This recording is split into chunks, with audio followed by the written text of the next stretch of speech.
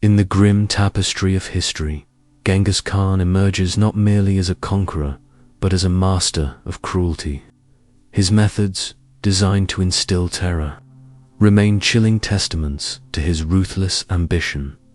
Lao Tzu said, "He who rules by force will eventually be overthrown." Yet Khan defied this, building an empire on fear and unspeakable brutality. The Khan's tortures weren't random acts. They were calculated strategies, designed to crush the will of his enemies and solidify his iron grip. One of the most feared punishments was the bloody execution. Victims were sewn into the skin of a freshly slaughtered animal. As the hide dried, it constricted, slowly crushing them to death. Imagine the suffocating horror. Another brutal method involved forcing victims to drink molten gold or silver. This agonizing end was reserved for those accused of greed. The searing metal would obliterate them from the inside out. Impalement, a common practice, involved driving a sharpened stake through the body. The victim was then left to die slowly, often for days. This served as a gruesome warning to others. The wheel of suffering was a torture device where limbs were broken and the victim was left exposed on a wheel. Birds and animals would then feast on their exposed flesh. Khan's cruelty extended to siege warfare. He catapulted plague-ridden corpses into cities, spreading disease and panic. Biological warfare centuries before its time. He wasn't above using human shields. Captives were forced to stand in front of his armies during assaults, absorbing the brunt of enemy attacks, their lives worthless in his eyes. One particularly gruesome punishment involved sawing victims in half, starting between the legs. The slow, agonizing death was a spectacle designed to break morale. The boat of despair was a method where victims were tied to a boat, left in the sun and covered in excrement. Insects would swarm them, and they would slowly succumb to dehydration and infection. Another terrifying punishment was flaying. The skin was peeled from the body, often while the victim was still alive. A slow, agonizing death by exposure. The pit of despair was a deep pit filled with venomous snakes and scorpions. Victims were thrown in, suffering a horrific death from multiple bites and stings. Crucifixion, a method borrowed from other cultures, was also used. Victims were nailed to a cross and left to die from exhaustion and exposure. One unique Mongol method involved tying prisoners to wild horses, which were then driven in different directions, tearing the victim limb from limb. The Mongols often built pyramids of skulls outside conquered cities. These gruesome monuments served as a stark reminder of the consequences of resistance. Genghis Khan employed psychological torture as well. He forced captured leaders to watch the executions of their families before being killed themselves. Another tactic involves starving entire cities into submission. The resulting famine led to cannibalism and widespread death. A chilling example of total war. Khan sometimes ordered the construction of elaborate cages where victims were displayed for public mockery before being executed. The scorpion pit was a variation of the pit of despair, filled only with scorpions.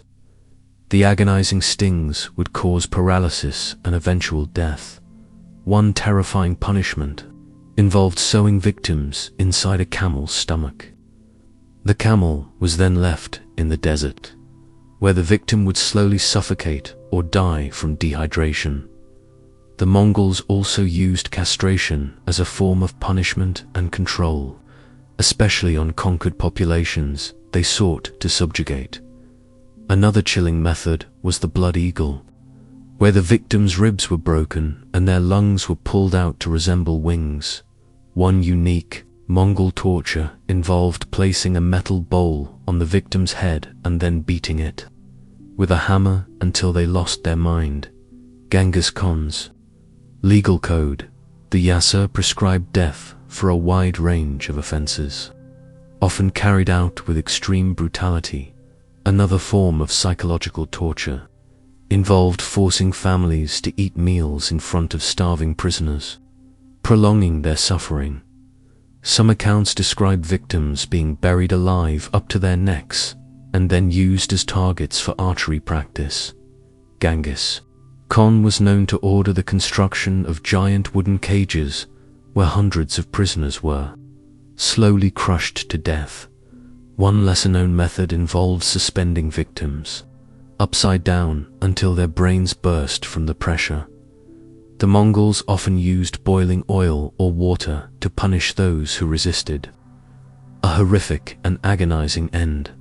Some victims were tied to trees and left to be eaten alive by insects and wild animals. A slow and gruesome demise.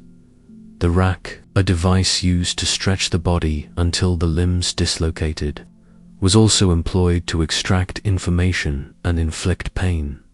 Another terrifying method involved placing live rats inside a pot on the victim's stomach, then heating the pot until the rats chewed their way out through the victim's body.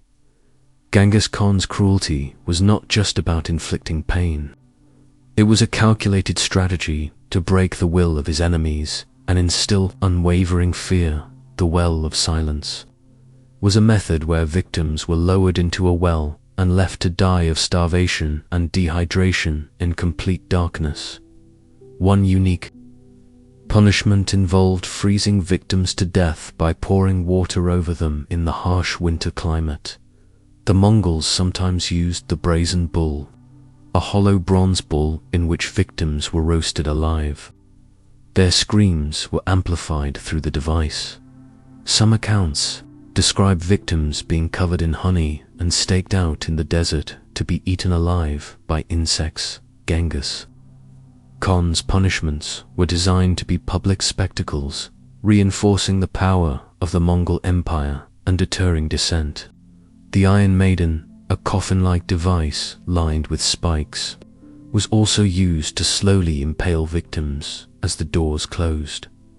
Another brutal method involved sawing victims in half lengthwise, from the head down, an unimaginably agonizing death. The Mongols often used branding irons to mark prisoners and slaves, a permanent reminder of their subjugation. Genghis Khan's legacy is one of conquest and brutality. His torture methods remain a chilling testament to his ruthlessness. The swinging cage was a method where victims were placed in a cage and swung back and forth until they were severely injured or killed.